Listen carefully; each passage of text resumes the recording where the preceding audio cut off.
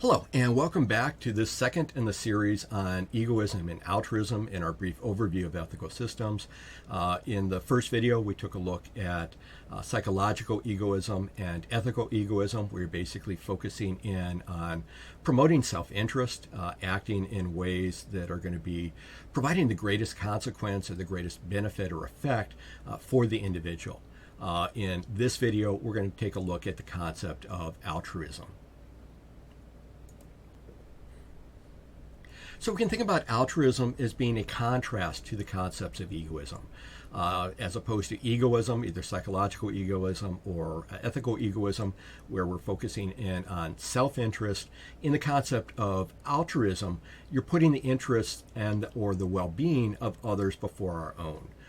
And so, if we take a look at the concept of altruism, concepts that you often hear of, selfless acts, random acts of kindness, taking, less of a statement, but taking actions to avoid causing harm to one another.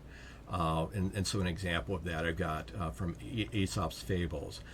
No act of kindness, no matter how small, is ever wasted. And so altruism, focusing in on the other person, on others as opposed to yourself. Therefore,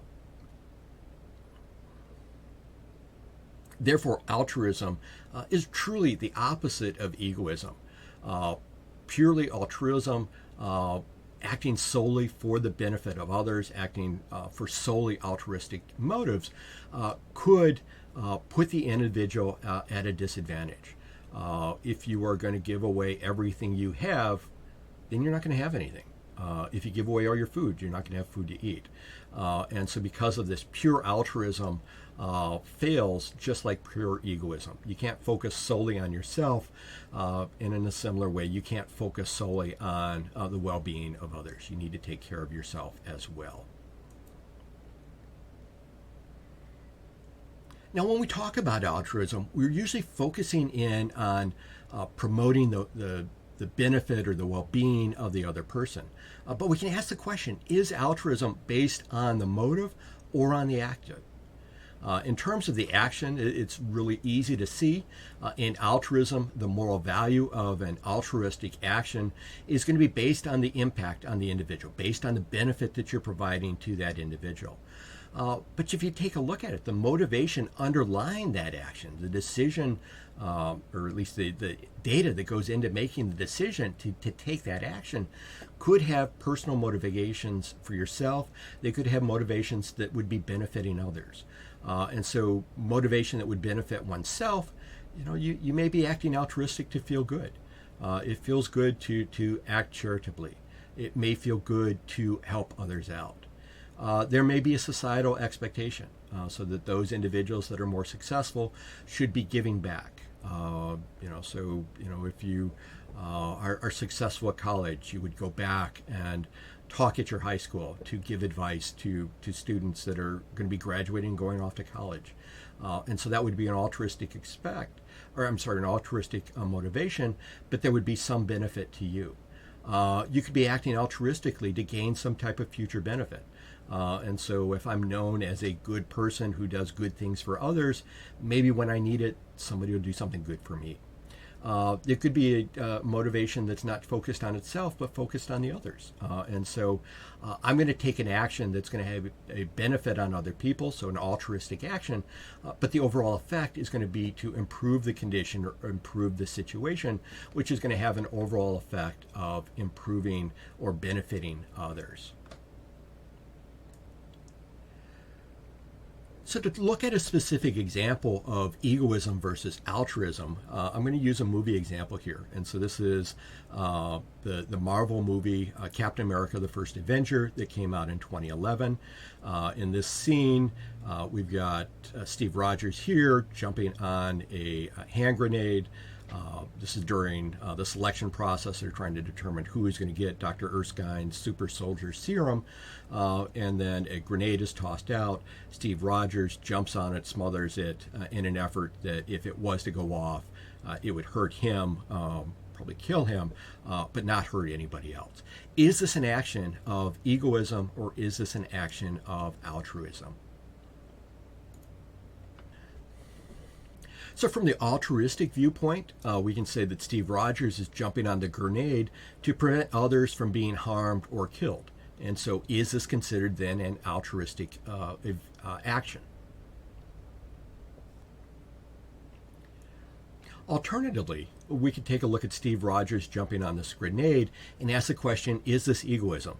He's jumping on the grenade, and potentially he could become a hero. Even if it's a hero that's recognized posthumously after he died, if the grenade was to go off. Could he be doing this because he couldn't live with the consequences of not doing it? And so he's jumping on the grenade to avoid the guilty feeling later on that he could have or should have done something.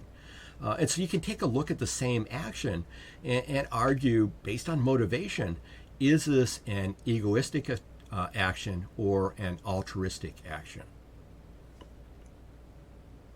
So as we've looked at it, the concept of pure altruism probably doesn't exist, just similar to pure egoism. But if we take a variation of altruism and we take a look at reciprocal altruism, we can see an application of this altruistic principles. And so an example of this would be good deeds would be rewarded. And so you scratch my back, I'll scratch yours. And so we got three chimpanzees here in line grooming each other. In terms of reciprocal altruism, bad deeds should be punished. An eye for an eye, a tooth for a tooth. Again, in light of those actions, to kind of act onto others in a way that's similar to the way that they would be acting onto you. We can ask the question, are altruistic acts solely for the benefit of others? Altruism in and of itself is going to promote cooperation. People that are looking out for the well-being and the self-interest of other people are probably going to be individuals that are going to be sought out in an effort to work out with them. It's often easier to work with somebody that isn't out for only their own gain, that is going to be a good team player, that is going to be acting in a way that's going to be a benefit to everybody involved. Similarly, altruism is viewed with admiration. Is it selfless to gain support by altruistic actions? Again, you are acting for the benefit of others, but then, there's some motivation effect. There's some benefit that is coming back to the individual. And does that change the rightness or the wrongness of an altruistic action? So this overview of egoism and altruism gives rise to our ethical dilemma in science for this series of videos. And the question is engaging in self-care related to egoism or altruism?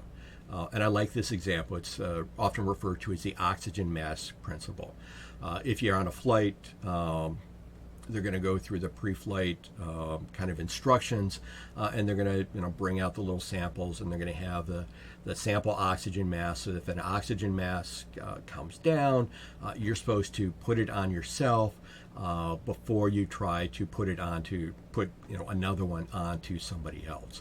And the idea is that if the cabin is depressurized, you probably got a few seconds before you lose consciousness. And if you don't get oxygen to yourself, you're not going to be a benefit to anybody. You're not going to be able to help anybody. And so you should do that first and then act on others. In a similar way, this concept of self-care. And so, not working yourself to the bone, taking mental health days, taking time for yourself, exercising for yourself, doing something that you enjoy so that you have the energy to put back and act for the benefit of others.